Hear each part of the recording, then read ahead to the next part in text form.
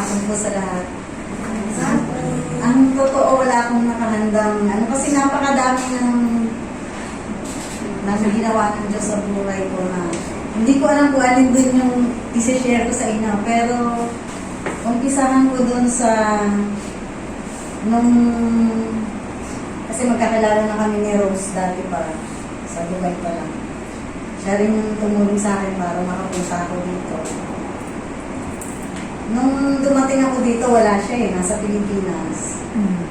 So, hindi ko alam saan ako, ang una kong inisip nun, saan ako sisimba? Alam ko meron siyang alam na saan ako sisimba?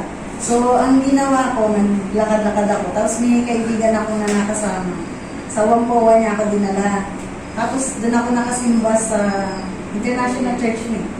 Hindi ko na maalala kung anong pangalan. Tapos, hanggang sa hindi pa siya nadating, doon ako lagi napunta. Pero alam mo yung hindi mo ma-feel yung, ewan ko, hindi ko, parang wala yung spirit ng Panginoon na.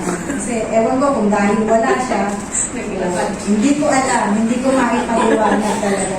Hanggang sa, nung dumating na siya, punta pa kami sa JIL, one time. Tapos nung, sabi niya, ate, doon tayo magsimba sa sa Prince Edward. Sabi ko, sige. O naman, okay lang kahit saan niya ako dalhin. Tapos nung ito nga yung sa Hope Baptist Church na doon niya ako dinala. Nung nagdadalawang isip din ako noon kasi sabi ko, Baptist, sabi ko ganyan. Hindi ako lumaki sa Baptist Church. Kumbaga sa JIN, parang JIN yun, Born Again Christian, Gospel, ganyan. Dun, sa ganun ako lumaki. Tapos sabi ko, parang hindi ko feel na doon ako sisiba. Pero alam niyo, hindi ko ng Panginoon yung puso ko na dahil nung unang simba ko doon, yung message ni Pastor Sunny, dwell in the house of the Lord. Yun ang parang, ewan ko kung anong nangyari. Sabi ko, sige, linggo-linggo dito na talaga ako sisiba. Yun ang naging ko noon. Tapos yung, syempre, dumadating naman sa buhay natin yung mga problema.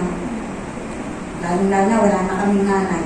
Parang kasi sa magkakapatid, ako lang yung babae. So, parang lahat ng problema ng mga kapatid ko, ako yung sabihan nila. Kasi ako lang yung babae. Paano ko sila makokonsol kung halimbawa wala ako sa Panginoon? Hindi ko alam kung paano ko sila ikokonsol. So, ang lagi ko na lang sinasabi sa kanya, don't worry, hindi ka pababayaan ng Panginoon. Kung paano niya ako hindi pinabayaan sa mga naging problema ko na wala na rin akong asawa, sabi ko ganyan. Pero, kinaya ko lahat. Hanggang ngayon, hindi ako pinababayaan ng Diyos. Kasi hindi rin ako nabubuhay ng sasabihin ng hindi tatawag sa Kanya. Kasi alam ko siya lang yung masasambigan ko ang naging ko nga sabi ko, lagi kong iniisip yung Matthew 6:32. Seek ye first the kingdom of God and His righteousness, and all these things shall be added unto you. Yun yung lagi kong inaano. Kaya ngayon, pagkaalabaw, may mga mag-aano sa akin ng problema, lalo na yung mga kapatid ko, pinapasahan ko sila ng mga verse sa Bible. Praise the Lord kasi lahat naman sila nakakilala na, tumanggap na. Tsaka yung sumunod sa akin, medyo matigas ang puso nun, sobra. Sabi niya nga isang araw, magka-chat kami. Ate, kung kailan 50 na ako, sabi niya ganyan. Saka ko ba na-realize na hindi pala ako pinababayaan ng Diyos, sabi niya ganyan.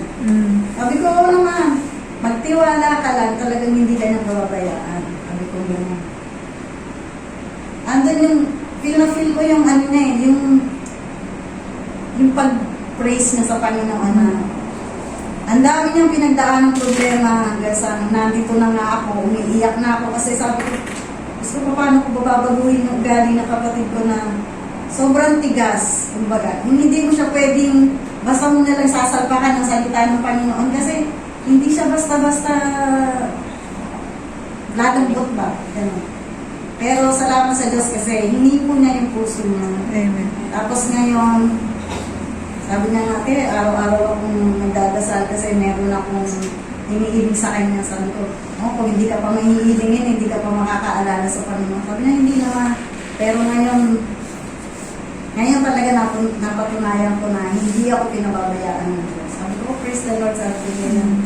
Kaya hindi ko lang panabain kasi alam naman natin na pero umano sa lagi kong hinaan yung sa Psalm 69:13, but I pray to you, Lord, in the time of your favor, in your great love, O God, answer me with your sure salvation. Ayun po. Amen. Salamat. Amen.